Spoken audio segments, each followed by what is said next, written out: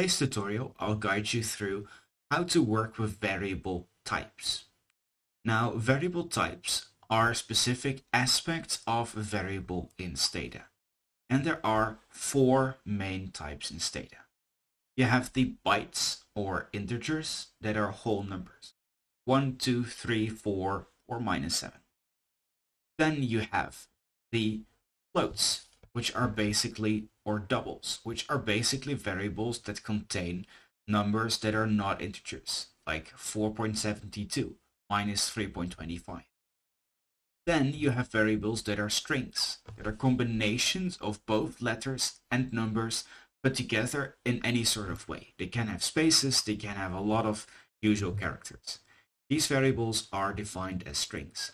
And then you last have date variables that collect a timestamp with specific properties.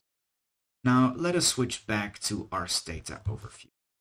So if we have our Stata menu over here and we go to the browse option, we see the current nature of our variables. Now we had previously a date variable, which I also call the date variable. But if you look here down in the variable part, you see that the thing actually is in format of date. Then I made a row number, which is basically the number of the row in which the object is in. And it has the possibility of byte, which means that it is an integer. Then we have the float and the double variables, which are both indicators of whether this specific item is a number but not an integer. And we see here all of these variable types. Now we can switch between these types, and particularly switching between a string and a number is very useful. So let's do that. There are two commands that are invaluable in this. The first one is toString. The toString command puts an integer to a string. So you would put in, for instance, this integer, and you would translate it to a string. So I would here first call it toString, then I would call it a specific variable, so row number, and then I need to use the option comma, which is used for options in Stata. So the main command is always before the comma, and then the options are after the comma. And then I need to either generate a new variable, or I can replace this variable with the string. In our case, I'd like to generate a new variable. So you would make a new variable like this. Row number temporary, or a string.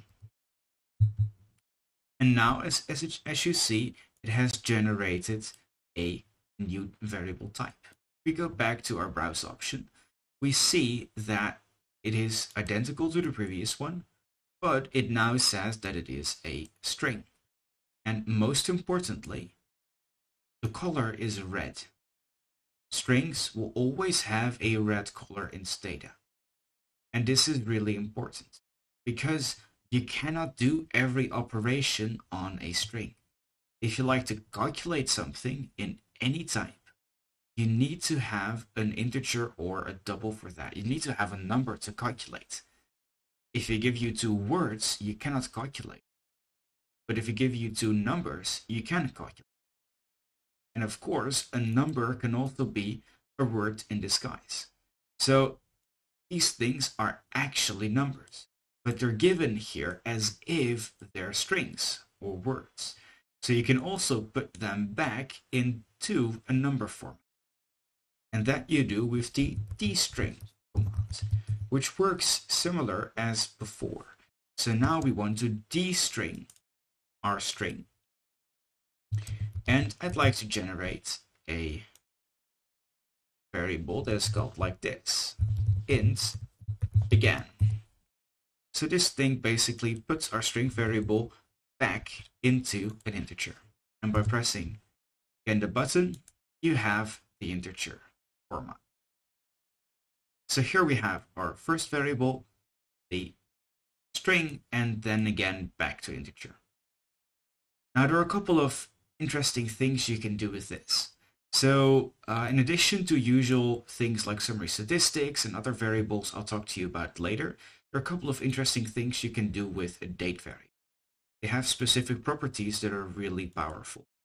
So if you don't just want to have the date variable as is, which has a day, a month, and a year, you can split them if you'd like, which you can do like that. Generate year is year of a date variable.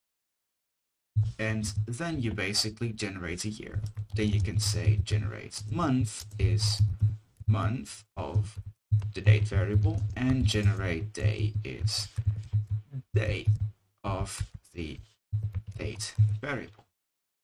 Now we go back.